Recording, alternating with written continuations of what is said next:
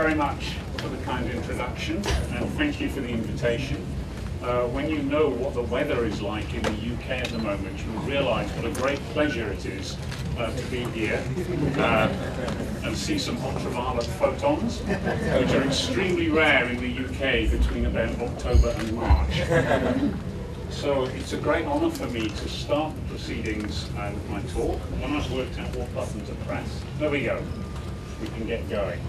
So a big area of interest in inorganic chemistry and supramolecular chemistry for the last 10 or 20 years has been the self-assembly of hollow molecules from simple metal ions and bridging ligands.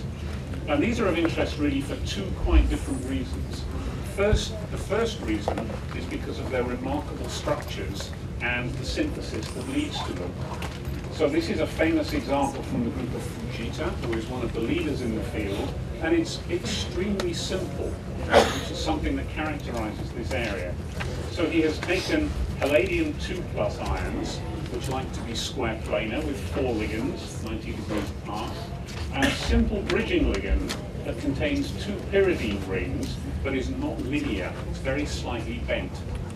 And so when each pyridine ring coordinates to a palladium ion, it starts to generate a curved surface. And when the degree of curvature, when this angle is correct, simply by mixing 24 metal ions and 48 ligands, he can get quantitative assembly of a single molecule that contains 72 components. So it's a beautiful example of artificial self-assembly. This is another example that I particularly like because it's a very clever piece of design. This one is from the group of Peter Stang in Utah. And he was trying to make a molecular dodecahedron. And a dodecahedron, of course, is one of the platonic solids. It has pentagonal faces, and it has vertices which are connected in 3 different directions like this. And although it looks complicated, Professor Stang realized that it only has 2 pieces of information in it. The first thing that you need to design is that you need to have a unit at a corner that points in 3 directions with an angle of 108 degrees, which is the angle of a pentagon. And he made this tris-pyridal methane unit, and the angle in the solid state here is almost perfect to make a pentagon.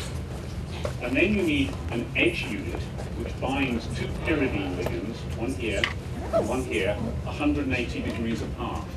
And if you can design those correctly, then simply by combining 20 corners and 30 edges, the 50 components assemble to give a single molecular cage in quantitative yield.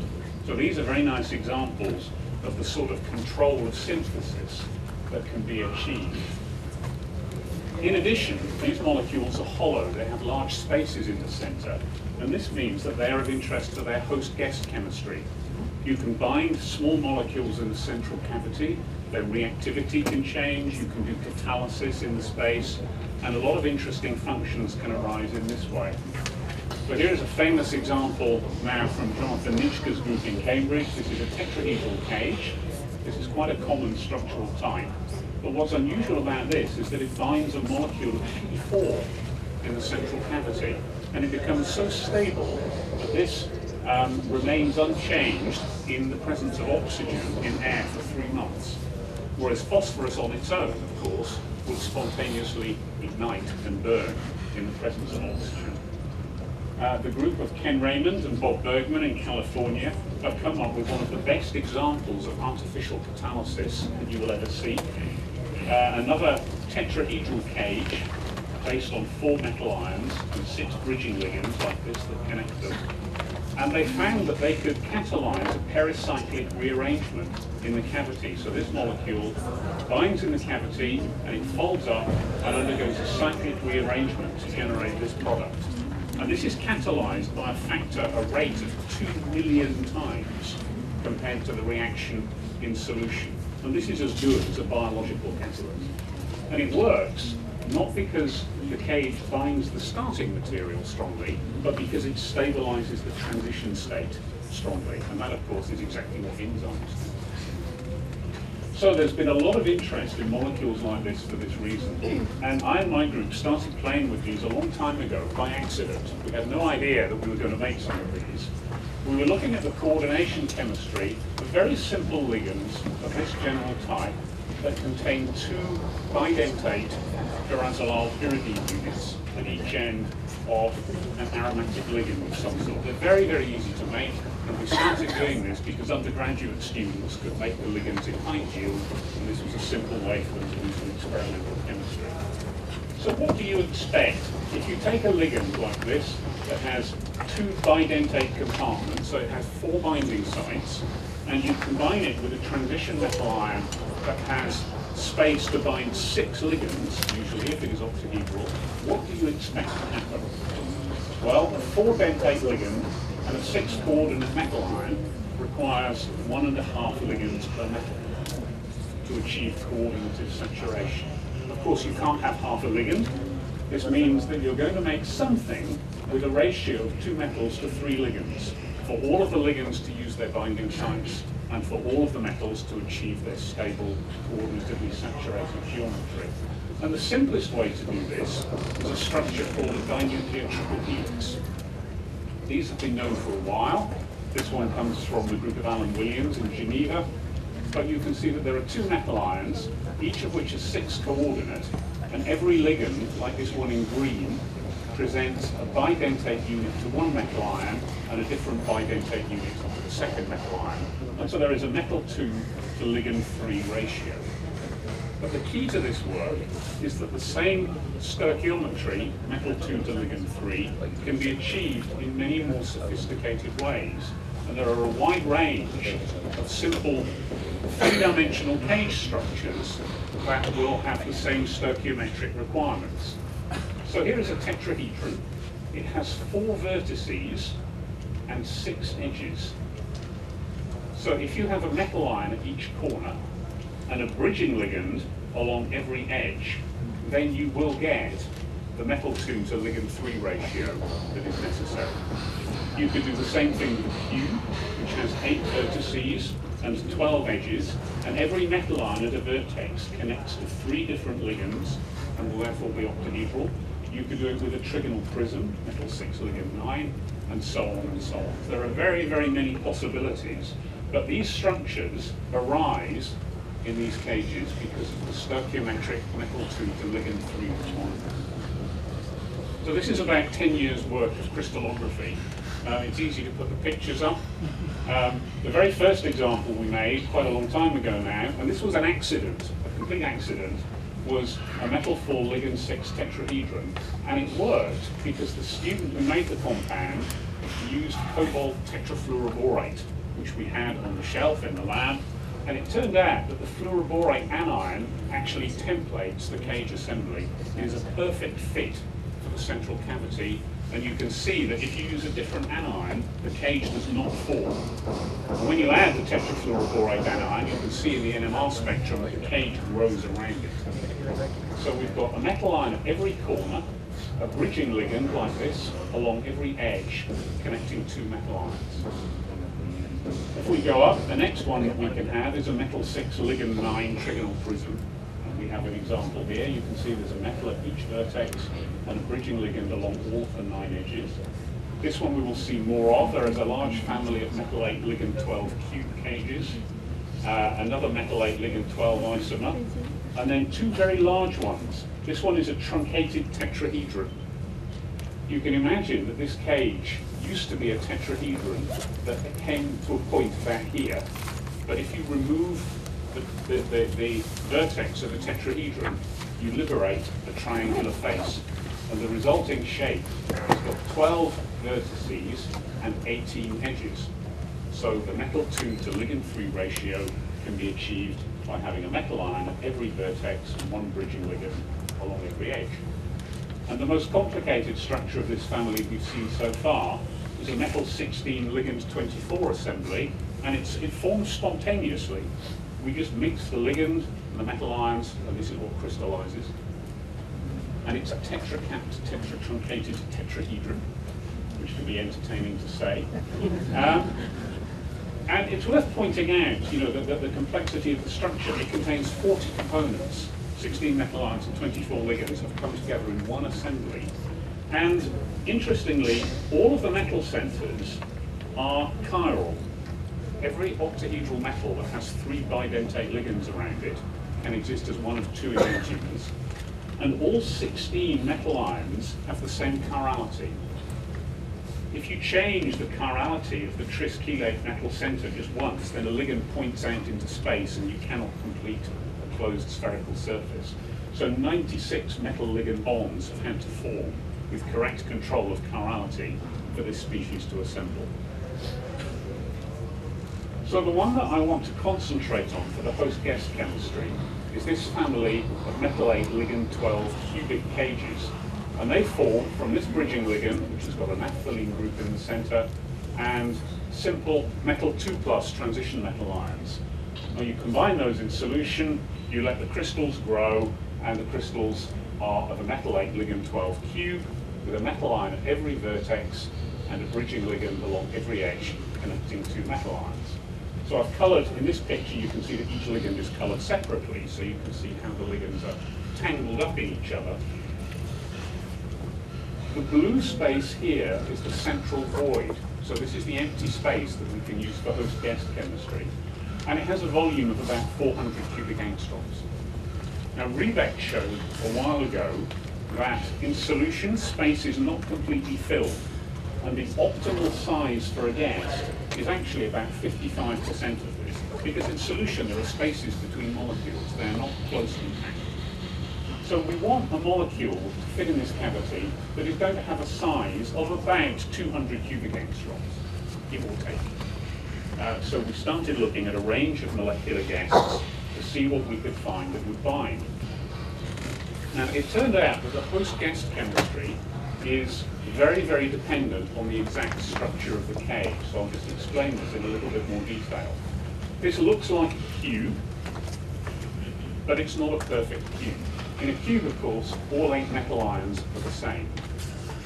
Now, if you have a look at the ligand, I'm just going to show you quite a complicated NMR spectrum, and I just want you to concentrate on these CH2 groups here, okay? So there are 2 protons here, and if they're in equivalence, they will couple to each other to give 2 doublets, because they're diastereotropic and chiral. And if the ligand ends are different, if there is no internal symmetry, that means for each ligand, there will be 4 doublets from the 2 pairs of protons, all of which are different. And in the NMR spectrum, we can actually see, in the 2-dimensional spectrum, we can see that there are 8 of these. There are 4 pairs called A, B, C, and D in this region of the spectrum. So there are 2 ligand environments that are different, and each ligand has no internal symmetry, and that's not consistent with cubic symmetry. But when we had a look at the crystal structure, we could see that the metal ions are actually mixtures of isomers. So these 2 metal vertices have a facial, a FAC, tris chelate structure, 3 pyridines on top, 3 pyrazoles at the bottom. And these 6 are all meridional. So 3 pyridines 180 degrees around the equator, and 3 pyrazoles 180 degrees around the equator, and they're different from each other. So this means now we have 2 ligand environments. So one type of edge goes from facial to meridional, and the other type of edge connects 2 meridional centers. And because it's chiral, the ligands have no internal symmetry, and we can understand how we have this number of signals in the NMR spectrum. And just to confirm this, we made the cadmium analog. So cadmium has an isotope 113 that is NMR active.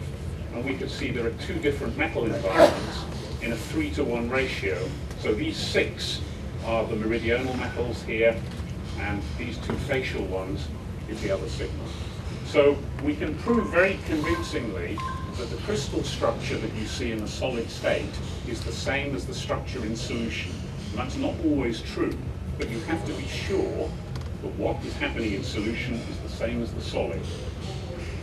And the reason that we think this is such a stable structure in solution is because there is extensive aromatic stacking all the way around the outside of the complex. You can see, looking at the edges, all the way around the outside, these aromatic ligands are stacked up with each other, and there are many, many of these all the way around the external surface.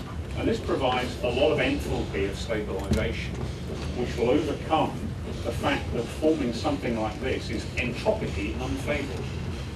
So it's the aromatic stacking that overcomes the entropy that is unfavourable for forming such a large assembly.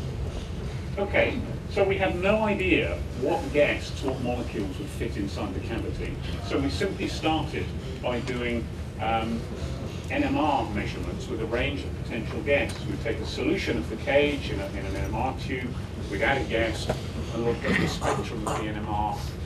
The NMR spectrum of the cage changed because there is an interaction. And of all of these, we got one hit, coumarin. None of the others showed any binding at all. Now that was strange because these molecules are very similar to coumarin. They're substituted coumarins but with just small substituents, but these didn't bind at all. So the cavity is very, very selective for the size and shape. The molecule is slightly too big, there is no binding. And also these two have the same shape as coumarin, but they don't have a carbonyl functional group. So there is also strong selectivity for a specific functional group that's binding in the cavity. So we thought about this for a while, and I'll show you in a minute what's going on in terms of the structure. But I wanted to point out to you that the useful feature of these cages, because we use cobalt ions, is that the paramagnetism makes the NMR very easy to interpret. People are a bit scared of paramagnetic compounds, and my students have said, oh, if it's paramagnetic, you can't get an NMR spectrum. Sometimes that's true, sometimes it isn't. So we have 44 independent protons here, but because the compound is paramagnetic, they're spread out from 120 to minus 90 ppm. So the paramagnetism acts as a shift reagent. It spreads out the spectrum beautifully, and you can see all the peaks, and you can even assign a lot of them. I won't go into detail. But it makes it very, very easy to see what is happening when guests bind. So if you're doing cobalt chemistry, and making cobalt-2 compounds, try some proton NMRs, you might be pleasantly surprised. So we're just going to zoom in on one part of the spectrum that shows what's going on. So this is the spectrum of the free cage that I've just shown you. And when we add coumarin, you can see that a new set of peaks appear. So this is the free cage, and this is the cage with a guest inside it. The peaks are shifted. And as the titration proceeds, the cage containing guest becomes more dominant, and obviously the guest binding is guest binding is slow on the NMR timescale, and that means we can see separate signals for the free cage and the cage with a guest inside it.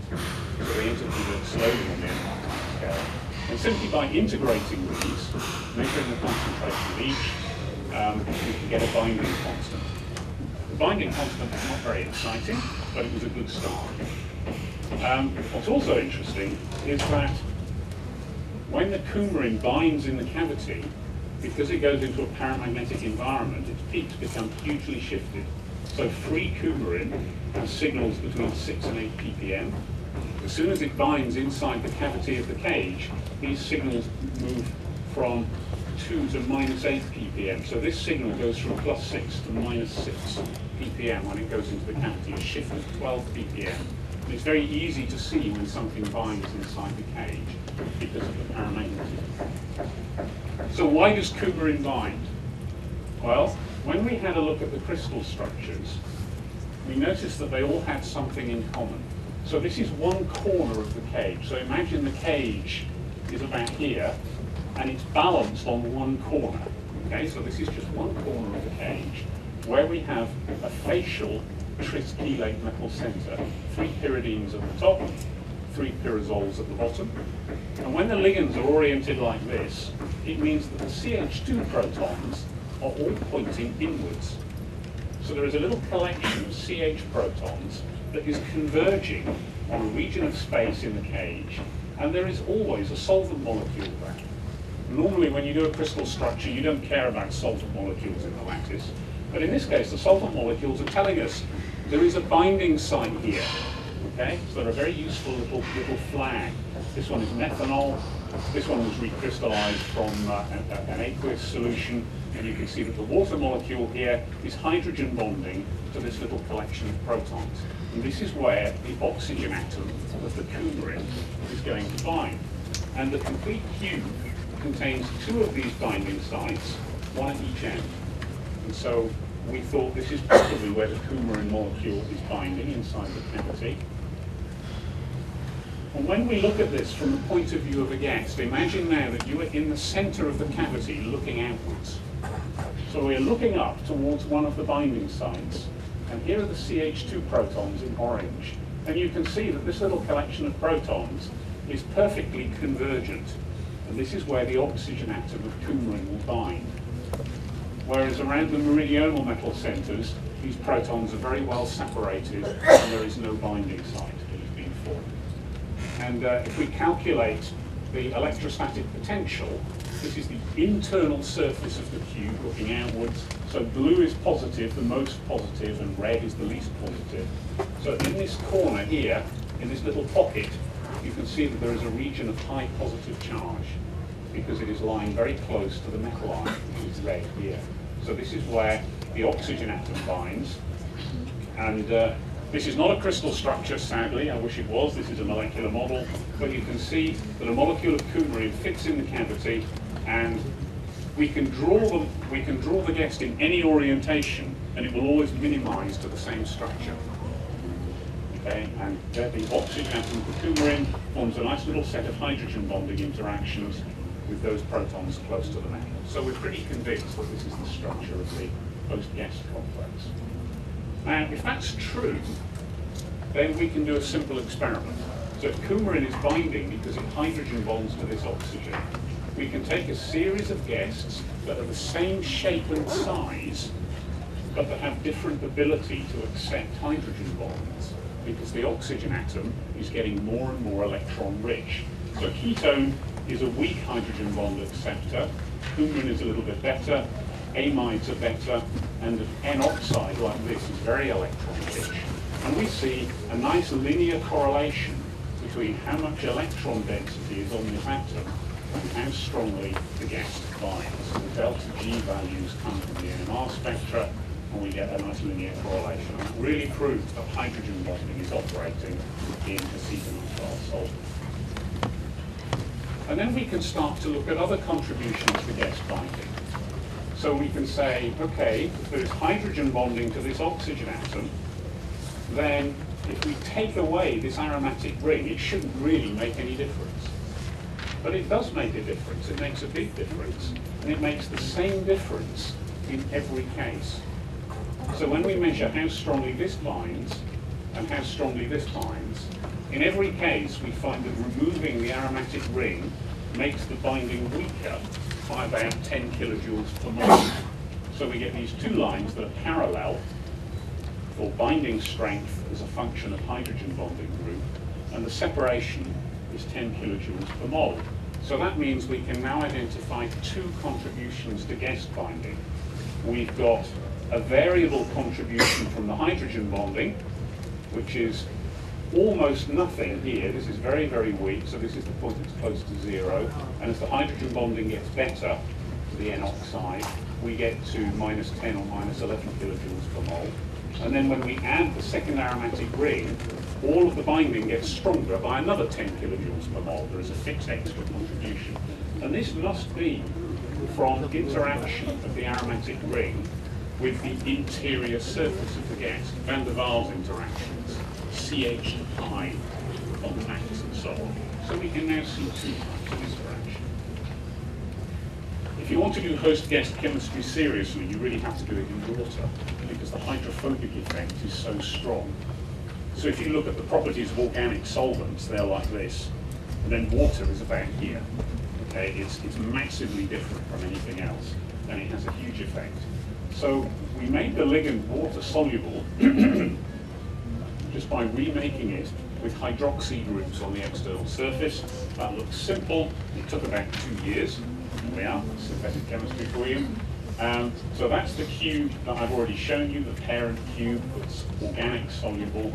And with hydroxy groups on the external surface, it's water-soluble, but has the same structure, which is reassuring. That's what we wanted.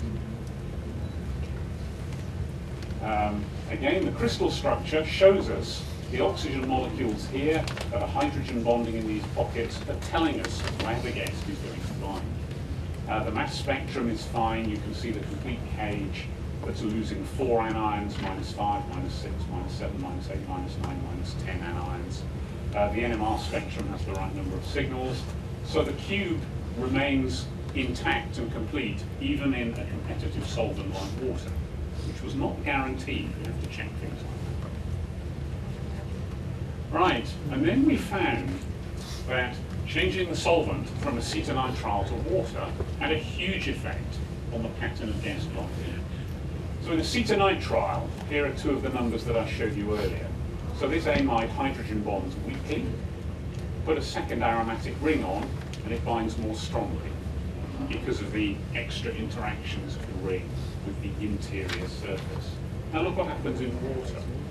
In water, the hydrogen bonding interaction has almost disappeared because the solvent competes. This is now solvated by water, so it's not interested in binding in the cage. It's very happy as it is. But look at the effect of adding the extra aromatic ring. It's huge. It's gone. The binding constant has gone from 1.4 molar to the -1 to 9,100. And the extra binding strength associated with this ring is because of the hydrophobic effect. And we can quantify this. So you can see the hydrogen bonding interaction is now weaker, but the contribution from this extra hydrophobic group is much stronger. And there's a lot of work in that diagram. By looking at lots of related pairs of gas, we found in every case, as we have done it here, if you convert these to delta G values, that the effect of adding the extra ring is now not 10 kilojoules per mole, but is now about 20 kilojoules per mole. And we know that 10 kilojoules per mole comes from interaction of the ring with the interior surface of van der Waals contacts. That means that the remaining 10 kilojoules per mole must be the hydrophobic contribution to bonding. So we can now quantify the third contribution to binding. And we can express this, I'll skip over that. We can express this in a simple thermodynamic cycle. Okay, so this is something that a biochemist would call a double mutant cycle. We've got 2 types of gas, one without a phenyl ring and one with a phenyl ring. And we're measuring its binding in 2 solvents, acetonitrile and water. And we measure all 4 contributions. So from simple NMR titrations. So we start here. The hydrogen bonding in acetonitrile is 8.4 kilojoules per mole. Okay, that's fine. That's not very big, but that's what we expected. When we add the second aromatic ring, the binding of the gas goes up to about 19 kilojoules per mole. So we've got this extra contribution from binding of the second ring, in an organic solvent. Now we do the same thing in water. The hydrogen bonding component is very, very weak because of competition from the solvent. Adding the second aromatic ring makes binding stronger by over 20 kilojoules per mole. And if we subtract this from this, the difference between those differences, can I go on with a laser pointer? This one has got no electrons left in it. more or less extinct. Oh, thank you very much. Oh. Hang on.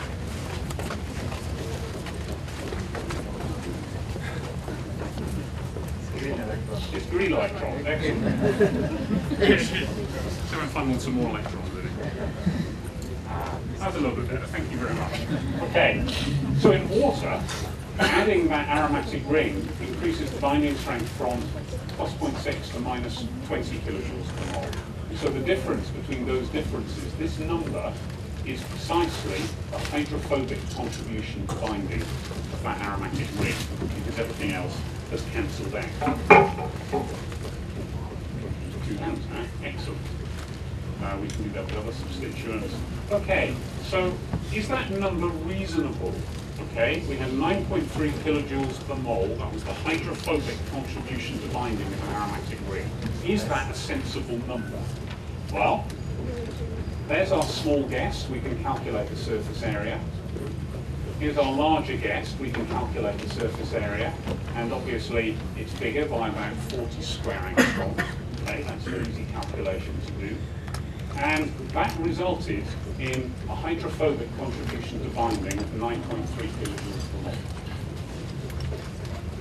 It's conventional to assume in experiments like this that when a hydrophobic group like this binds inside the cavity, it is interacting with the same area on the interior wall of the cavity.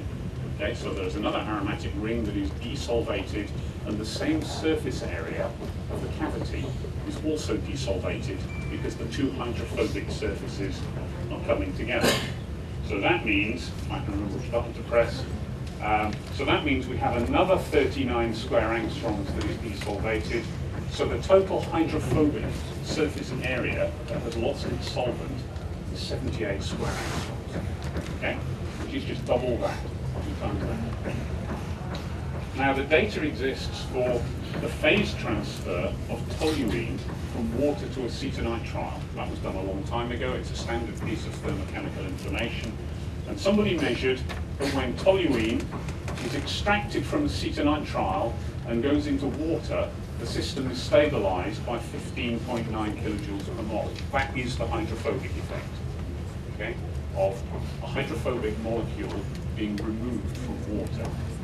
The surface area of toluene is 132 square angstroms. That's an easy calculation to make. The surface area we're talking about in our molecule is 78. So 78 over 132 times 15.9 is 9.4 kilojoules per mole, and we measured 9.3. So it's exactly in agreement with what we would expect based on the surface area of the hydrophobic molecule. So what does that all mean? Just to summarize, it means that we can see in our host cage, here it is, we can see that molecules like coumarin will bind, in some cases very strongly, and we've been able to quantify with quite a high degree of precision 3 different contributions to guest binding.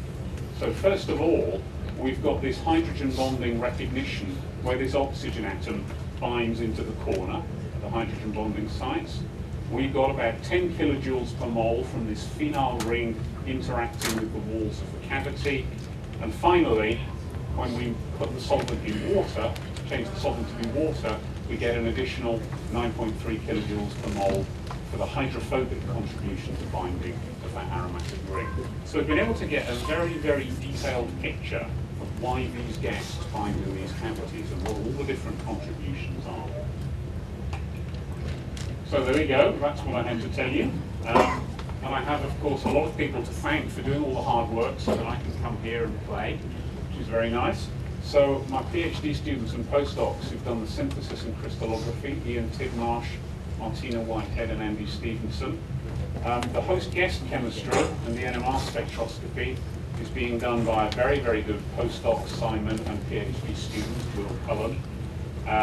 Funding from EPSRC and the University of Sheffield. And a big thank you to my collaborator on this project, Professor Chris Hunter. My background is synthetic coordination chemistry, so I make the ligands, make the cages, get the crystal structures and characterize them.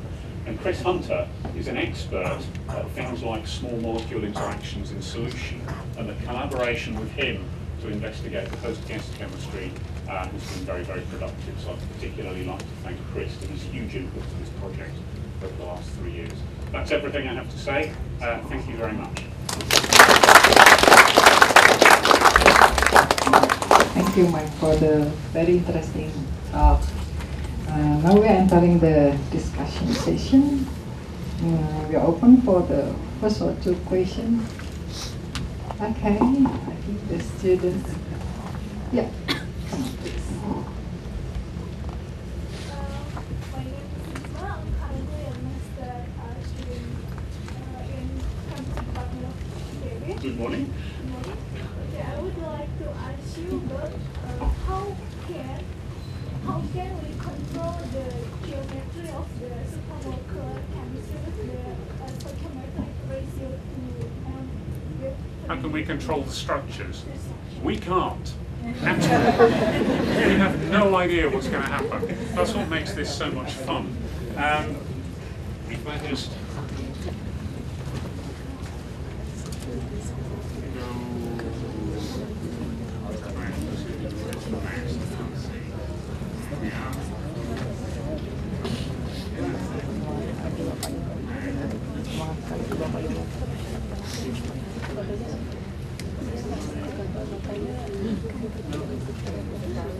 Okay, so I want to show you two things. Firstly, these guys can control what they get. They're really clever. They're much, much cleverer than me. So notice two things about these ligands. So Fujita's, whoops. So this is one of Fujita's ligands. It's completely rigid. Okay? The geometry is fixed. You know what this angle is going to be. Right? And that means that once you understand what is happening, you can predict how big a sphere will form because you know the angle at every point. And this one from Peter Stang, again, this is very rigid. There is very little flexibility in this ligand. So once you have designed it properly, then the formation of the dodecahedron is almost inevitable. But when we made our ligands, if you could go forward 2 slides. Keep going. More. There. So we made these ligands like this just because they're easy to make. But all of these are very flexible because they have CH2 groups here.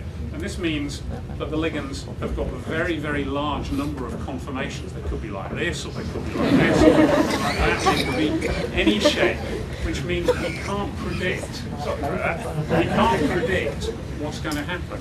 But the advantage is that because the ligands are flexible, they will find a way. They have the ability to arrange themselves into a structure that is very stable.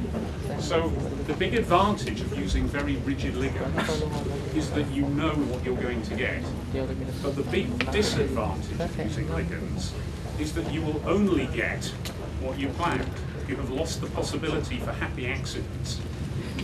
Okay? Whereas, because these are very flexible, every one of these structures was completely unexpected. We had no idea what we were going to get.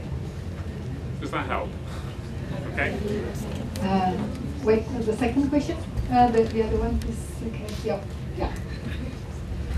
I want to ask you about the ligand. Mm-hmm. Most of the ligand is contain nitrogen atom. Yes. If we change the atom to the sulfur atom, is it possible?